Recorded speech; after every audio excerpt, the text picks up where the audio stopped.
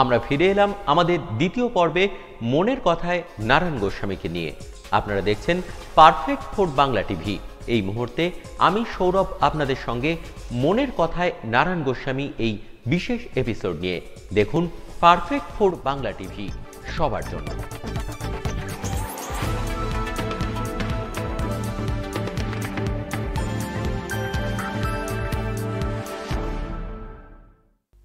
দাদা, উত্তর 24 পরগনার জেলা জুড়ে যে কাজ হয়েছে, আপনি কি মনে করেন যে 100% কাজ হয়েছে, বা কোথাও কি কাজ করার দরকার আছে, বা উন্নয়নমূলক কাজ আরো প্রজেক্ট আছে, এরকম কিছু? না, এটা আমি আপনাকে বলছি, এটা অনেকটা কেমন জানেন তো, আপনার এই কথাটা এমন হলো, আমি যদি আপনার আজকে ব্যক্তি জীবনে আজকে কি দরকার এটা যদি আমি জিজ্ঞেস করি যে একটা তালিকা আপনি লিখুন আপনার কি প্রয়োজন, আপনি লিখলেন, আমি সেটা গালা সিল করে একটা লকারে রেখে দিয়ে গালা সিল করলাম। 1 বছর পরে আজকের এই 7ই ফেব্রুয়ারি 2022-এ যদি আপনাকে আবার জিজ্ঞেস করি আপনার নিজস্ব কি কি প্রয়োজন, আপনি তালিকা করুন। দুটো তালিকা যদি এক জায়গায় কম্পেয়ার করি, দেখব যে 1 বছরের মধ্যে আপনার কিছু চাহিদার যেমন মিল আছে দুটো তালিকার, আবার কিছু নতুন নতুন চাহিদা আপনার নতুন তালিকায় চলে এসছে। মানুষের জীবনটাও তাই, সময়ের অভ্যন্তরে নতুন নতুন চাহিদার সৃষ্টি হয়। সুতরাং সব হয়ে গেছে। মমতা ব্যানার্জি যে কমিটমেন্ট করেছিলেন, তৃণমূল কংগ্রেস নির্বাচনী ইস্তাহারে যে কমিটমেন্ট করেছিল, প্রতিশ্রুতি দিয়েছিল, সেই প্রতিশ্রুতি আমরা 100% পূরণ করেছি। কিন্তু ইতিমধ্যেই আরো কিছু নতুন চাহিদার সৃষ্টি হয়েছে, যে চাহিদাগুলো আমাদেরকে দরকার। আমি যেমন আপনাকে বলছি, মানুষের বেসিক কি দরকার, রাস্তাঘাট, সেটা হয়েছে। বিদ্যুৎ, এখন লোডশেডিং শব্দটা নেই। পানীয় জল, পরিশ্রুত পানীয় জল, ইনফ্রাস্ট্রাকচার ডেভেলপমেন্ট, হাসপাতালগুলো এখন 5 স্টার হোটেল মনে হয় দূর থেকে। হাসপাতালগুলো আপনাদের বসিরহাটের সুপার ফেসিলিটি হসপিটালকে দেখলে এখন এরকম মনে হয়। অর্থাৎ পরিকাঠামোগত উন্নয়ন হয়েছে। এখন কি, এখন দেখবেন মানুষের একটা বিউটিফিকেশনের প্রতি, এবং এটা মুখ্যমন্ত্রী আমাদেরকে বলছেন যে যেখানে এই ধরনের ডেভেলপমেন্ট হয়ে গেছে সেখানে এবারে বিউটিফিকেশন, সৌন্দর্যায়নের দিকে আমাদের নজর দিতে হবে। স্থানীয় পর্যায়ে আপনাদের মিউনিসিপ্যালিটি বা রুরাল বেল্ট, তারা কিন্তু আস্তে আস্তে বিউটিফিকেশনের দিকে যাচ্ছে। এছাড়াও ছোটোখাটো যেগুলো আছে, সব রাজ্য সরকার, লোকাল সেলফ গভর্নমেন্ট, স্বশাসিত সংস্থা যেগুলো আছে, তারা কাজ করছেন, এগুলো করবেন, এগুলো করতে থাকবে, এগুলো চলতে থাকবে, ডেভেলপমেন্ট চলতে থাকবে। এবং মমতা বন্দ্যোপাধ্যায়ের নেতৃত্বে পশ্চিমবাংলায় গত 10 বছরে যে ডেভেলপমেন্ট হয়েছে, আমি আপনাকে বলতে পারি ভারতবর্ষ স্বাধীন হওয়ার পরে কোনো রাজ্যের কোনো দলের কোনো মুখ্যমন্ত্রী এই উন্নয়ন করে দেখাতে পারেনি। মমতা বন্দ্যোপাধ্যায় উন্নয়নে রেকর্ড তৈরি করেছেন। রাজ্যের বিভিন্ন প্রান্তে যারা কদিন আগে তৃণমূল কংগ্রেসের সমর্থক ছিলেন বা সৈনিক ছিলেন, হঠাৎ দল ত্যাগ করে তৃণমূল কংগ্রেসের নামে বিভিন্ন বিরুদ্ধাচরণ করছেন, কি বলবেন তাদের হঠাৎ এই যে দলত্যাগের প্রসঙ্গটা কেনই বা আসছে? বা যারা দলত্যাগ করছে আপনাদের সঙ্গেও হয়তো তাদের সাক্ষাৎ হতো আগে, তাদের সঙ্গে যদি এখন সাক্ষাৎ হয়, কিরকম পরিস্থিতি? না, তাদের সাথে সাক্ষাতের কোনো সুযোগ নেই। আর সাক্ষাৎ হলেও ব্যক্তি হিসেবে সৌজন্যতা আমরা প্রত্যেকেই দেখাবো। কিন্তু দেখুন, যারা চলে যাচ্ছেন এরা প্রচন্ড লোভী। 9.5 বছরেরও বেশি সময় তৃণমূলের থেকে সমস্ত রকমের সুযোগ সুবিধা নিলেন। আমি শুভেন্দু অধিকারীর কথা বলি। শুভেন্দু অধিকারী 3টে গুরুত্বপূর্ণ দপ্তরের মন্ত্রী। শুভেন্দু অধিকারী বিভিন্ন কর্পোরেশন বোর্ডের চেয়ারম্যান। শুভেন্দু অধিকারী 4-5টা জেলার পর্যবেক্ষক। শুভেন্দু অধিকারী বাড়িতে আরো 2জন সাংসদ, একজন বিধায়ক, একজন মিউনিসিপ্যালিটি চেয়ারম্যান। অর্থাৎ পরিবারের আর পদ নিতে বাকি আছে শুধু কুকুর আর বিড়ালটা। শুভেন্দু অধিকারীর বাড়ির কুকুরটার কোনো পোস্ট নেই আর বিড়ালটার কোনো পোস্ট নেই। আর সবাই তৃণমূলের সব পোস্ট নিয়েছেন। কতদিন ধরে? 9.5 বছর ধরে।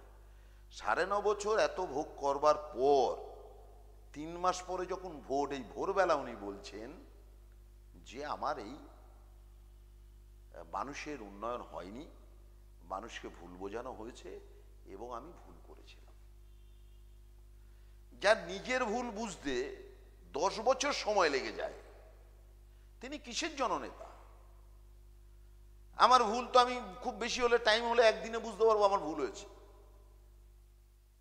আজকে সকালবেলা বারাসাতে একটা প্রোগ্রামে একজন পৌর উন্নয়ন বোর্ডের সদস্য, তাকে আমি প্রাক্তন কাউন্সিলর এবং বর্তমান ওয়ার্ড কোঅর্ডিনেটর হিসেবে অ্যাড্রেস করেছি।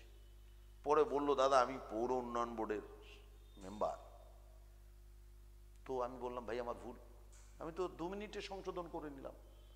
তো শুভেন্দু অধিকারী ভুল বুঝতে সরকারের শেষ টার্ম পর্যন্ত থাকতে হলো 9.5 বছর, পার্টির সব রকমের সুযোগ সুবিধে এবং মন্ত্রিসভার সব রকমের সুযোগ সুবিধে নেওয়ার পর উনি বুঝলেন যে ওনার ভুল হয়েছে। তো মানুষ এই সুবিধাবাজদের কখনোই খুব একটা ভালো চোখে দেখে। এরপরে শুভেন্দু অধিকারী বলতে পারবেন যে এত বড়, ধরুন সারা পশ্চিমবাংলায় ঢিঢি করছে, মানুষ বলছে এ কি ক্ষমতা লোক, এদের মুখে এরা আবার পরিবারতন্ত্রের কথা বলছে, এরা আবার অনেকে বলছে মমতা ব্যানার্জির ভাইপো অভিষেক বন্দ্যোপাধ্যায়ের কথা। আরে নিজের বাড়িতেই তো 5-7 জন 5-7টা পোস্ট নিয়ে বসে আছো, কুকুর বিড়াল ছাগলের শুধু পোস্ট নেই। তোমাদের মুখেই কথা মানায় না, অন্তত তোমাদের মুখে কথা মানায় না। কৈলাস বিজয়বর্গীর ছেলে, সে এমএলএ, তারা এসে পরিবারতন্ত্রের কথা বলছে। কি মনে করে পশ্চিমবাংলার মানুষ এত বোকা? পশ্চিমবাংলার মানুষ কিন্তু বোকা নয়। সুতরাং শুভেন্দু অধিকারীরা যতই তরপাক, যতই কথা বলুক, আমি জানি না যে কেন শুভেন্দু অধিকারী, অ্যাকচুয়ালি উনি যেগুলো বলছেন এগুলো তো কারণ নয়, এর বাইরেও একটা কারণ আছে, যে কারণে উনি বিজেপিতে গেছেন। সেই কারণটা, অরিজিনাল কারণটা কি, ওটা উনিই বলতে পারবেন। এটা উনিই বলতে পারবেন যে কোন থ্রেট তার ছিল কিনা, ওটা উনিই বলতে পারবেন। তো সেই জন্যে শুভেন্দু অধিকারীরা যতই এই সমস্ত চিৎকার চেঁচামেচি করুক, বিজেপি তাদেরকে তুলে ধরবার চেষ্টা করুক, তৃণমূলের নামে গালমন্দ করছেন, করুক, তাতে বাংলার মানুষের কিছু যায় আসে না। পশ্চিমবাংলার মানুষ এইটুকু জানে যে মমতা ব্যানার্জি, এবারের ভোটটা হচ্ছে পশ্চিমবাংলার ভোট, বাংলা এবং বাঙালিদের ভোট, বাংলা এবং বাংলার বসবাসকারী মানুষদের ভোট। প্রতিদিন আপনি দেখুন বহিরাগত আসছে, ভোট কি বড় বাড়াই যে নরেন্দ্র মোদী বাড়িতে এখন বাংলা টিচার রেখে বাংলা শিখছেন ভোটের জন্য। পশ্চিমবাংলার বাঙালির প্রতি যদি ওনার দরদ থাকতো, যদি আগাগোড়াই একটু বাংলা ভাষার প্রতি ওনার আগ্রহ আছে, এটা জেনে যদি উনি প্রথম থেকেই বাংলাটা শিখতেন, বাঙালি হিসেবে ভালো লাগতো। এখন ভোট এসছে বলে উনি বাংলা শিখছেন। উনি রবি ঠাকুরের গান গাইলেন, ওরে গ্রহবাসী, ওরে গৃহবাসী বলতে পারলেন না, বলছে ওরে গ্রহবাসী, মঙ্গল গ্রহ। তারপরে উনি খোল কথা বলেছেন, কি খোলার কথা বলেছেন সে আমি অন ক্যামেরার বলছি না, ওরে গ্রহবাসী। তো বিধানসভা ভোট বড় বালাই। অমিত শাহ আসছে, জেপি নাড্ডা আসছে, কৈলাস বিজয়বর্গী আসছে, মধ্যপ্রদেশের একজন এমপি, ওর নাম কি আটাওয়ালা, এরকম কোথায় আটাওয়ালা, ময়দাওয়ালা, সুজিওয়ালা, সবাই এসে পশ্চিমবাংলায় ভিড় করছে, চেনেই না কিছু। এটা শিকারীর মূর্তিতে মালা দিয়ে বলছে বিরসা মুন্ডা আদিবাসীদের ভগবান, আদিবাসীদের ভগবান হচ্ছে বিরসা মুন্ডা। আমাদের যেরকম রামচন্দ্র কে মানুষ ভগবান হিসেবে, চৈতন্য মহাপ্রভু, ঠাকুর রামকৃষ্ণকে মানুষ ঠাকুর হিসেবে জানে, আদিবাসীরা কিন্তু বিরসা মুন্ডাকে ভগবান মনে করে, একটা শিকারীর মূর্তিতে মালা দিচ্ছে। আর দিলীপ ঘোষ বলছে যে না, ভুল হলেও যেহেতু ভারতবর্ষের স্বরাষ্ট্রমন্ত্রী যে মূর্তিতে মালা দিয়েছে, সে শিকারী হোক আর যাই হোক, ওটাই আজকের থেকে বিরসা মুন্ডা। পাগলের প্রলাপ গুলো বকছেন। সুতরাং এই বহিরাগত এনে পশ্চিম বাংলার শান্তি, পশ্চিম বাংলায় পট পরিবর্তন করা যাবে না। ভোটটা হচ্ছে ভারতবর্ষের ভোট নয়, বাংলার ভোট। আগামী 5 বছর পশ্চিমবাংলা কার হাতে থাকবে? পশ্চিম বাংলার আটপৌরে ঘরের, আপনাদের বাংলার মানুষের ঘরের পরিচিত মেয়ে, যাকে 30 বছর ধরে সংগ্রাম করতে দেখেছেন, সেই আটপৌরে ঘরের আটপৌরে মেয়ে মমতা ব্যানার্জি, নাকি বহিরাগত কোনো গুজরাটি হাতে, গুজরাটি বেনিয়ার হাতে এই পশ্চিম বাংলা থাকবে? সিদ্ধান্ত বাংলার মানুষ নেবেন, নিশ্চয়ই নেবেন, এটাই আমাদের কথা। বিভিন্ন জায়গায় তৃণমূলের গোষ্ঠীদ্বন্দ্ব প্রকাশ্যে আসে মাঝে মাঝে। ধরুন যুব তৃণমূল বা মাদার তৃণমূল কংগ্রেস, আপনার জেলায় এরকম কি কোনো সমস্যা বা কিছু আছে, নাকি একসঙ্গেই ভোটের লড়াইয়ে নামতে চান আপনারা? দেখুন, আমি বলছি গোষ্ঠীদ্বন্দ্ব, অ্যাকচুয়ালি তো এখানে গোষ্ঠীদ্বন্দ্ব বলে কিছু নেই, গোষ্ঠী গোষ্ঠী কিছু নেই। একটাই গোষ্ঠী, ওর নাম মমতা ব্যানার্জি। উনি আমাদের সর্বময় কর্ত্রী, উনি আমাদের নেত্রী, তিনি আমাদের আইকন, তিনি আমাদের আইডিয়াল, তাকে অনুসরণ করে আমরা করি। এর নিচু তলায় অনেক স্ট্রিম থাকতে পারে, পরিবার তো বড়। আপনি বিজেপির দেখছেন 10টা-15টা লোক নিয়ে মিটিং, তাতে চেয়ার ভাঙাভাঙি হচ্ছে। তৃণমূলের তো আপনি এটা দেখাতে পারবেন না। এটা উচ্ছৃঙ্খল পার্টি ভারতীয় জনতা পার্টি, অল্প কটা লোক নিয়ে মিটিং, সেখানে শান্তি নেই। আজকে সেই জায়গায় কিন্তু তৃণমূল এত বড় বৃহত্তর পরিবার, তার মধ্যেও এমন বিশৃঙ্খলা কোথাও হয়নি সারা পশ্চিমবাংলায় কোথাও, যেখানে মানুষের আশঙ্কা বেড়েছে, জনজীবন ব্যাহত হয়েছে, এমনটা হয়নি। আমাদের বড় পরিবার, ঠিকঠাক বিরোধ বিপদ নেই তা নয়, গণতান্ত্রিক দল, আমাদের দলে গণতন্ত্র আছে, সুতরাং স্বাধীনভাবে মত প্রকাশের জায়গা আছে, তারা হয়তো রাখেন। কিন্তু সেই অর্থে পশ্চিমবাংলায় তৃণমূল কংগ্রেসের কোনো গোষ্ঠীদ্বন্দ্ব নেই। নির্বাচন আসুক, আমরা এখন দেখবেন আমাদের নিচু তলার মানুষ, তৃণমূল সবাই মমতা ব্যানার্জির আবেদনে সবাই এক জায়গায় হয়ে কাজ করছে, ইউনিটি, ওদের সুবিধা হয়েছে। বিজেপি যত মমতা বন্দ্যোপাধ্যায়কে আক্রমণ করছে, নিচু তলায় শুধু তৃণমূল কংগ্রেস না, সাধারণ মানুষ এই বিজেপির উপরে ক্ষিপ্ত হয়ে যাচ্ছে, ইউনাইটেড হয়ে যাচ্ছে। আমরা তো জেলা ঘুরছি, গোটা জেলায় আমরা এই জিনিসটা দেখছি, সুতরাং এখানে কোনো প্রবলেম নেই। দাদা, আমরা কেন্দ্রীয় বাজেট দেখেছি, রাজ্যের অন্তর্বর্তী বাজেটও দেখেছি। আত্মনির্ভর ভারতের কথা বলা হচ্ছে একদিকে, একদিকে মুখ্যমন্ত্রী মমতা বন্দ্যোপাধ্যায় বিভিন্ন জনমুখী প্রকল্পের বাস্তবায়নের চেষ্টা করছেন। জনসাধারণের জন্য কোন বাজেটটা উপকারী? দেখুন, মমতা বন্দ্যোপাধ্যায় কেন্দ্রীয় সরকার বাজেট তো অনেকদিন ধরেই দিচ্ছেন, বলেছিলেন 15 লক্ষ টাকা করে সবার অ্যাকাউন্টে ঢুকবে। আমার জানা নেই আপনার অ্যাকাউন্টে ঢুকেছে কিনা, আমার অ্যাকাউন্টে তো ঢুকেনি। তৃণমূলের কথা ছেড়েই দিন, যদি যারা বিজেপি করে তাদের অ্যাকাউন্টেও যদি টাকাটা ঢুকতো 15 লাখ, কালা ধন উদ্ধার করবে, সে টাকা আজ পর্যন্ত ঢোকেনি। এরপরে কি বছরে প্রধানমন্ত্রী বলেছিলেন 2 কোটি বেকারের চাকরি হবে, 7 বছরে 14 কোটি বেকারের চাকরি হওয়ার কথা ছিল। তাতে তো তার ভাগে উত্তর 24 পরগনায় কিছু পড়বে। 14 কোটি, ভারতবর্ষে 130 কোটির মধ্যে 14 কোটি যদি হয়, তাহলে 10% লোকের চাকরি হবে। 10% লোক মানে কি? আমার জেলায় 1 কোটি মানুষ বাস করে, তার 10% মানে 10 লাখ লোকের চাকরি হবে। আমি তো কোথাও চাকরি দেখলাম না গভর্নমেন্ট অফ ইন্ডিয়া, সেন্ট্রাল গভর্নমেন্টের।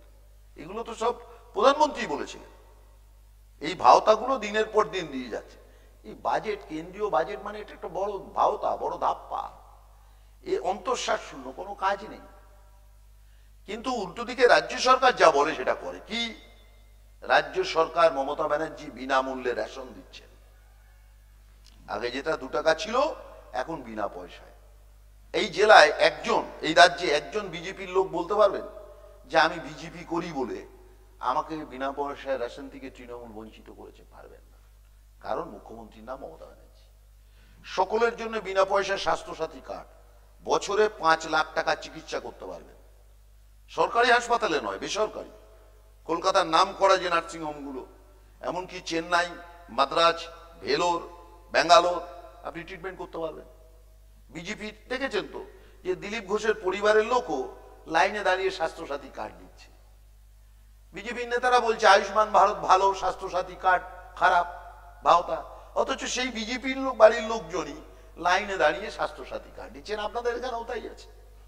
সুতরাং মমতা ব্যানার্জি যা করেন সকলের জন্য উন্নয়নের জন্য করেন। মমতা ব্যানার্জি কন্যাশ্রী করেছেন, মমতা ব্যানার্জি শিক্ষাশ্রী করেছেন, সবুজ সাথী করেছেন, মমতা ব্যানার্জি কর্মসাথী করেছেন, মমতা ব্যানার্জি জন্মালে বিক্ষোভ বার্তা দিচ্ছেন, মৃত্যু হয়ে গেলে সমব্যথী দিচ্ছেন, প্রতিবন্ধীদের জন্য সমবেদনা প্রকল্প চালু করেছেন, মানবী চালু করেছেন। মমতা বন্দ্যোপাধ্যায় মানে ডেভেলপমেন্ট। এটা কিন্তু মমতা ব্যানার্জি তার বাজেটে, ভোটের আগে বাজেট মানে যে এটা ধামাকা তা নয়। এবং বাংলার মানুষ এটা বিশ্বাস করে। মমতা ব্যানার্জির যারা অতি বড় সমালোচক তারাও বিশ্বাস করে যে বাংলায় মমতা ব্যানার্জি এমন একটা ব্যক্তিত্ব, তিনি যা বলেন তা করেন। মমতা ব্যানার্জি কিন্তু এটা প্রমাণ করেছে। দাদা, আপনি পরিবহনের কর্মাধ্যক্ষ, জেলায় বেআইনি ইঞ্জিন ভ্যানের দৌরাত্ম্য বাড়ছে, সেই জায়গায় দাঁড়িয়ে ট্যাক্স দিয়ে যারা গাড়ি চালাচ্ছে, টোটো, অটো, এরা সমস্যায় পড়ছে বা যাত্রীরাও সমস্যায় পড়ছে, তা এদের এগেনস্টে কোনো ব্যবস্থা নেওয়ার কোনো পরিকল্পনা কি আছে? না দেখুন, এটা খুব টাচি ম্যাটার আপনি যেটা বললেন, কারণ সরকারি ট্যাক্স দিয়ে যারা গাড়ি চালাচ্ছে তাদের তো একটা বক্তব্য থাকবেই যে বেআইনি ভেহিকলস কেন চলবে। এবং এটার জন্য আমি প্রথমেই বলে রাখি, পরিবহন দপ্তরের আমাদের আরটিও আছে বারাসাত, বিভিন্ন সাব ডিভিশনে এআরটিও আছে, তারা কিন্তু ধারাবাহিকভাবে এইগুলোকে বন্ধ করবার জন্য এমভিআই পাঠিয়ে, তাদের মোটর ভেহিকলসের ইন্সপেক্টর পাঠিয়ে এগুলো চেক করেন। যদিও তাদের খুব একটা শক্তিশালী পরিকাঠামো সবসময় সব জায়গায় যে আছে তা নয়, তথাপিও বলছি এটাও যেমন আছে, কিন্তু আবার একটা দেখুন, আমরা প্রশাসনে যারা থাকি, আমরা তো একই লোক, পার্টির লোক, প্রশাসনের লোক, আমরা প্রত্যেকে কিন্তু হিউম্যান বিং। আমাদেরও আনন্দ হলে হাসি আসে, কষ্ট পেলে চোখের জল আসে, আমরাও মানুষ। এই যে প্রান্তিক লেভেলের যে মানুষগুলো ইঞ্জিন ভ্যান বা টোটো বা অটো চালায় অল্প পুঁজি নিয়ে, তাদের পরিবার, তাদের ফ্যামিলি, তারাও যে একটা করে কমে খাচ্ছে, অর্থাৎ যে যুদ্ধকালীন ভিত্তিতে এটা কালকেই বন্ধ করে দিতে হবে, এই জায়গাটায় আমরা স্থানীয় প্রশাসন, আমি রাজ্য সরকারের কথা বলতে পারবো না, রাজ্য সরকার তার প্ল্যান কি আছে এই প্রশ্নে আমি জানি না, কিন্তু আমি জেলা স্তরের কথা আপনাকে বলতে পারি যে একটা সফট কর্নার কিন্তু আমাদের আছে, যেহেতু এরা অত্যন্ত গরিব মানুষ। ভ্যান কে চালায়?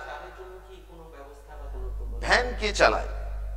না, আমরা তো অনেক জেলা পরিষদের পক্ষ থেকে অনেক গরিব মানুষকে ভ্যান দিই। আমরা এটা বলতে চাই যে ইঞ্জিন ভ্যান যাদের আছে তারা আপনারা এই লোকাল মেড এরকম তৈরি না করে আপনারা অটো টোটো নিন, যেগুলো অন্তত পরিবেশের ভারসাম্য রাখবে। এটা কতটা করা যায়, কিন্তু ড্যাস্টিক ওই গরিব মানুষটা পায়ে চপ্পল নিয়ে, এটা লুঙ্গি পরে খালি গায়ে ইঞ্জিন ভ্যান চালাচ্ছে, তার ঘাট ধরে নিয়ে জেলে ঢুকিয়ে দেবো, এতটা অমানবিক আমরা হতে পারি না। আমরা বুঝতে পারছি যে বেআইনি কাজ, এটা আইনি নয়, কিন্তু একটা বড় সার্টেন পার্সেন্ট লোক তাদের অনন্য উপায় হয়ে জীবন জীবিকা পরিচালনার স্বার্থে তারা হয়তো এটা করছে, যদিও এটা সরকারিভাবে কিন্তু তার রেট ফেড হয়, সরকারিভাবে রেট ফেড হয়, কেস কাভারি হয়। বসিরহাটেও প্রচুর এআরটিও অফিসে ইঞ্জিন ভ্যান, অটো টোটো ওখানে মানে ওনাদের কবজায় রেখে দিয়েছেন, এগুলো সিজ হয়েছে, সিজার লিস্টে আছে, সিজ করে ওনারা রেখে দিয়েছেন। এগুলো হয়তো আছে, এগুলো আরো বাড়ালে হয়তো নির্মূল হবে, কিন্তু কোথাও একটা এত মার্জিনাল লেভেলের মানুষেরা, এতটা প্রান্তিক লেভেলের মানুষেরা, কোথাও এটা একটা সফট কর্নার এদের জন্য কাজ করে। যারা সরকারি অফিসার তারাও তো প্রত্যেকে মানুষ, এইটা কাজ করে। এটা হয়তো একটা লরির যদি হতো, এটা বাসের যদি হতো, খানিকটা ক্ষমতা সম্পন্ন মানুষ, সেক্ষেত্রে আইনটা যতটা প্রযোজ্য করতে পারত, এক্ষেত্রে কিন্তু সেইটা প্রযোজ্য করতে পারছে না, এটা একটা সমস্যা। দাদা, রাজনৈতিক জীবনের বাইরে আপনার ব্যক্তিগত জীবনে আমরা সবাই জানি আপনার বাড়িতে দুর্গাপূজা হয়, সারা বছর ব্যস্ততার মধ্যে কাটান, ওই দুর্গাপূজার কদিন কিভাবে কাটান যদি দর্শকদের একটু বলেন। এটা একদম ব্যক্তিগতভাবে প্রশ্ন করলেন, ধন্যবাদ যে আপনারা খোঁজ রাখেন। অ্যাকচুয়ালি আমাদের পুরুষানুক্রমে আমাদের বাড়িতে, গ্রামের বাড়িতে স্বরূপনগরে এখানে দুর্গাপুজো হয়। সেই দুর্গাপুজোর পঞ্চমীর দিনই আমি বাড়িতে চলে যাই, যত ব্যস্ততা থাকি না কেন আমি বাড়িতে চলে যাই। দুর্গাপুজোর দশমী পর্যন্ত আমি বাড়িতেই থাকি, এবং ওই তল্লাটে দু একটা দুর্গাপুজোতে যাই। আশেপাশের বসিরহাট সাব ডিভিশনের আরও কিছু পুজো মণ্ডপে যারা খুব আন্তরিকভাবে অনুরোধ জানায়, সেই পুজো মণ্ডপে মাতৃদর্শন আমি করি। পুজোর দিনগুলোতে পরিবারের লোকজন নিয়ে খুব আনন্দে কাটে। আমি সবসময় পরিবারের লোকের সাথে সময় দিতে পারি না, পলিটিক্সের কারণে, অ্যাডমিনিস্ট্রেশনের ব্যস্ততার কারণে সময় হয়ে ওঠে না তাদের সাথে সময় দেওয়ার। ওই সময়টা সব আত্মীয় স্বজন আমাদের বাড়িতে আসে, আমারও সুযোগ হয়ে যায় তাদের সঙ্গে দেখা করা, কথা বলা। এটা একটা অন্য পরিমণ্ডল, এটা একটা সম্পূর্ণ আলাদা রকমের অনুভূতি, যখন খুব আপন লোক, পরিবারের লোক, আত্মীয় স্বজনকে সামনে পাই, পাড়ার বন্ধু বান্ধব, আমার ওখানে কিছু বাজারের চায়ের দোকান আছে যেখানে ছোটবেলা থেকে আড্ডা মেরেছি। আমি ওই সময় পাজামা পাঞ্জাবি পায়ে হাওয়াই চপ্পল গলিয়ে সেখানে আড্ডা মারতে চলে যাই। সেই দোকানগুলোতে বসি, তাদের সাথে সবার রাস্তায় যাই, হেঁটেই এইগুলো করি, পায়ে হেঁটে এগুলো করি। এর মধ্যে একটা আলাদা মজা থাকে, আলাদা আনন্দ থাকে। সেই আনন্দটা আমি কখনো হারাতে চাই না। আমি প্রত্যেক বছরই পুজোর সময় আমি গ্রামের বাড়িতেই থাকতে চাই, ওখানেই আমার আনন্দ। কলকাতায় অনেক বড় বড় পুজো হয়, সেগুলো আমার ছেলেকে নিয়ে, আমার মিসেসকে নিয়ে আমি দ্বিতীয়া তৃতীয়া চতুর্থীর দিন শ্রীভূমি, কলকাতার সুরুচি, অগ্রণী, বড় বড় পুজো মণ্ডপ ছেলে, আমার মিসেস, পরিবারের লোকজনকে নিয়ে আমি দেখিয়ে আনি। কিন্তু পঞ্চমীর দিন থেকে আমি আমার বাড়িতে যেদিন বোধন হয়, মা দেবী দুর্গার যেদিন বোধন হয়, সেদিন থেকে কিন্তু আমি বাড়িতে চলে যাই। আমি পুজোর কটা দিন বাড়িতে থাকি। আমরা আজ যেখানে বসে আছি টাকি, টাকির সঙ্গেও আপনার একটা নিবিড় যোগাযোগ। টাকির মানুষের উদ্দেশ্যে যদি কিছু বলেন। দেখুন, টাকির মানুষের উদ্দেশ্যে আমার যেটা বলা, অ্যাকচুয়ালি আমার আজকে টাকিতে এসেছি। টাকি তো আমার পুরনো জায়গা, অ্যাকচুয়ালি টাকি আমার শ্বশুর বাড়ি। টাকি খুব সংস্কৃতিগতভাবে অনেকটা ডেভেলপমেন্ট প্রচুর হয়েছে। স্থানীয় পৌরসভা অনেক উন্নয়ন করেছে। এখানে সবাই আমার আত্মীয় স্বজন, ন্যাচারালি বেশিরভাগ মানুষ আমাকে জামাইবাবু বলে। তো এই সমস্ত এখানে শালা শালিদের ভিড় আছে, সেই সব নিয়ে থাকি, খুব আনন্দে থাকি। এবং দশমীর দিন টাকির ইছামতিতে যে ভাসান হয়, দুর্গাপুজোর ভাসান হয়, সেই ভাসানে কিন্তু আমি প্রত্যেক বছর থাকি। আমি এবছরও ছিলাম, গত বছরও আমি ছিলাম। আমাদের বসিরহাটের এমপি নুসরত আমার সঙ্গে ছিল, একই সঙ্গে আমরা ঘুরেছি। আমার শালা শালিরা, শ্বশুরবাড়ির লোকজন, আরও কিছু পরিচিত মহল, সরকারি কিছু আধিকারিক, তারা আসেন, তাদের জন্য অ্যারেঞ্জমেন্ট করি। আমরা নদীতে লঞ্চ নিয়ে ঘুরি, ভীষণ আনন্দ লাগে। আন্তর্জাতিক যেহেতু এটা বর্ডার, সীমান্ত, কিছু বিধিনিষেধ থাকে, সেগুলো মান্যতা দিয়েই আমরা এই আনন্দগুলো উপভোগ করতে চাই। এটা বিউটিফুল, একটা মনোরম পরিবেশ। চোখের দৃষ্টির মধ্যেই ওপারের বাংলাদেশ, তার প্রতিমা নিরঞ্জন হচ্ছে, এপার থেকে দেখা যায় বা নৌকার থেকে দেখা যায়। এটা খুব একটা সুন্দর জিনিস। তো এটা মোটামুটি বলবার। আর দ্বিতীয়ত যেটা বলবার, যে দেখুন, আমি পলিটিক্স করি, ডেভেলপমেন্ট করি, কিন্তু দুর্গাপুজোর যে কথাটা আমি ছেড়ে চলে আসলাম, যে দুর্গাপুজোর দিনগুলোয় বাড়িতে আমাদের পুরোহিত আছে, আমার ভাইও অ্যাসিস্ট করে, সঙ্গে আমিও কিন্তু দুর্গাপুজোর দিনগুলোতে দেবী চণ্ডীর চণ্ডী পাঠ করি। মানে এটা ছোটবেলা থেকে করতে করতে করতে করতে এটা আমার ভেতরে, মানে দুর্গাপুজোর সময় চণ্ডী পাঠ করবো না, দেবী চণ্ডী মায়ের আরাধনা করব না, তার স্তুতি পাঠ করব না, তার স্তোত্র পাঠ করব না, এটা যেন পুজো হয়। ন্যাচারালি যাই। এবং এইটার জন্যে সাব ডিভিশন বা জেলা লেভেলে বহু জায়গায় পুজোর আঙিনায়, পুজোর মঞ্চে গিয়ে সবাই মহালয়া বলে, সবাই তো জানে না, এরকমভাবে আমাকে চণ্ডীপাঠও করতে হয়।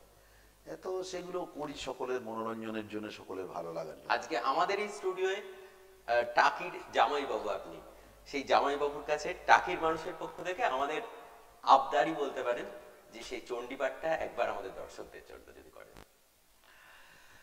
তাদের প্রথম কথা আমি বলি যে চণ্ডী পাঠ করতে গেলে অনেক তো বড় একরূপ চণ্ডী পাঠ, মানে 4 থেকে 5 ঘন্টা সময় লাগে। সেটাতে বইয়ের প্রয়োজন হয়।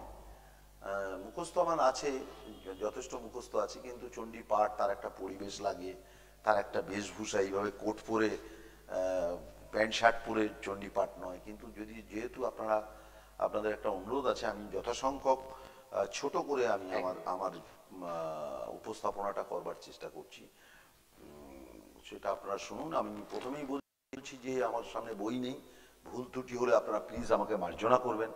আমি চেষ্টা করব, আমি যেটা 30 বছর 35 বছর ধরে করে আসছি সেটা আমি করব। ইতিমধ্যে বহুবার আমি করেছি এটা। কারুর ইচ্ছাও আছে এটা স্টুডিওতে রেকর্ডিং করার, সেই সুযোগটা আমি এখনো পাইনি, সেই সময়টা তাদেরকে এখনো দিয়ে পাইনি। এই প্রথম কোনো একটা স্টুডিওর সামনে আমি সেই চণ্ডীর কিছু স্তোত্র আপনাদেরকে পাঠ করছি। ওং নমঃ চণ্ডিকায় নমঃ।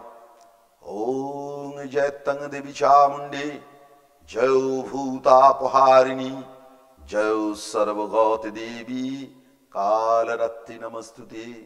জয়ন্তী মঙ্গলা কালী ভদ্রকালী কপালিনী, দুর্গা শিবা ক্ষমাধাত্রী সহস্রধনমস্তুতে মধুকৈটব বিধ্বংসী বিধাত্রী বরদে নমঃ রূপং দেহি জং দেহি যশো দেহি দিশো জয়ী সুরাসুর শিরোরত্ন নিগৃষ্ট চরণাম্বুজে রূপং দেহি জং দেহি যশো দেহি দিশো জয়ী বিদ্যাবন্ত যশো সন্ত লক্ষ্মীবন্तं চ মা কুরু রূপং দেহি জং দেহি যশো দেহি দিশো জয়ী নতেভ্যো সর্বদা ভক্তা চাপরেণো দুরিতাপহে রূপং দেহি জং দেহি যশো দেহি দিশো জয়ী তরিণী দীর্ঘ সংসার সাগরশ্চ চলদ ভবে রূপং দেহি জং দেহি যশো দেহি দিশো জয়ী বিদ্যাবন্ত যশো সন্ত লক্ষ্মীবন্तं চ মা কুরু রূপং দেহি জং দেহি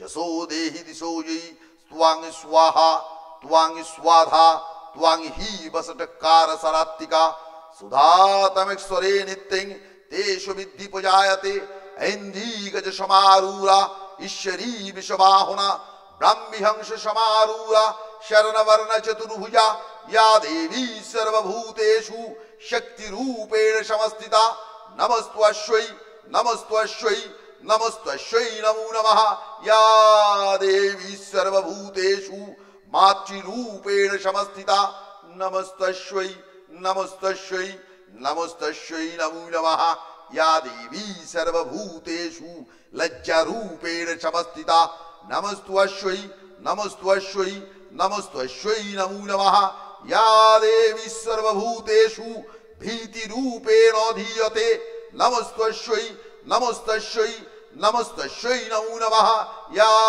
देवी सर्वभूतेषु दयारूपेण समस्थिता नमस्त्वश्वै नमस्त्वश्वै नमस्त्वश्वै नमो नमः या देवी सर्वभूतेषु लज्जारूपेण समस्थिता नमस्त्वश्वै नमस्त्वश्वै नमस्त्वश्वै नमो नमः या देवी सर्वभूतेषु भ्रान्तिरूपेण समस्थिता नमस्त्वश्वै नमस्त्वश्वै नमस्त्वश्वै नमो नमः या देवी सर्वभूतेषु मातृरूपेण समस्थिता नमस्त्वश्वै नमस्त्वश्वै नमस्त्वश्वै नमो नमः या देवी सर्वभूतेषु शक्तिरूपेण समस्थिता नमस्त्वश्वै नमस्त्वश्वै नमस्तेश्वै नमो नमः सर्वमंगलमंगल्ये शिवे सर्वत्र शरण्यत्र्यंबके गौरी नारायणी नमस्तुते सृष्टि विनाशानं शक्तिभूत सनातनी गुणास्वये गुणामये नारायणी नमस्तुते शरणागत दीनार्थ परित्राण परायणे सर्वस्वाति हरे देवी नारायणी नमस्तुते कला कष्टादि रूपेण परिणाम प्रदायिनी ईश्वरी मतुरे सर्वे नारायणी नमस्तुते ब्रह्मणी ब्रह्मणी हस्ते सखीनां भयवर्धिनी तीनां पतुरी शक्तिर वायु देवता ओम नमश्चंडिकाय नमः ओम नमश्चंडिकाय नमः ओम नमश्चंडिकाय नमः। नमस्कार। এক মুহূর্তের জন্য যেন আমরা সেই শারদীয়ার পূর্ণস্থাত সকালেই পৌঁছে গিয়েছিলাম। যাই হোক, আমাদেরও আশা থাকলো যে আগামী দিনে দুর্গোৎসবের সময় আমরা আপনার এই চণ্ডীপাঠের মধ্য দিয়ে আমাদের এই স্টুডিও বা অন্য কোথাও সেই আমাদের যত দর্শক থাকবে সকলকে এই চণ্ডীপাঠ শোনাবো। আজকের এই ব্যস্ততার মধ্যেও আমাদের এই স্টুডিওতে আসার জন্য আপনাকে অনেক অনেক ধন্যবাদ।